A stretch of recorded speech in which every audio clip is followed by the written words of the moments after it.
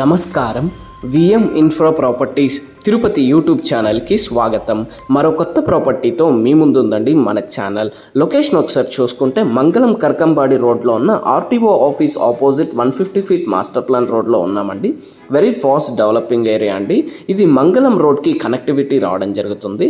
Tiruchanur railway station, Tirupati bus stand వెళ్ళడానికి ఇది accessibility road అండి. సో మనకి TUDA final approve property 150 feet రోడ్కి అతి దగ్గరలో మనకి రావడం జరుగుతుందండి.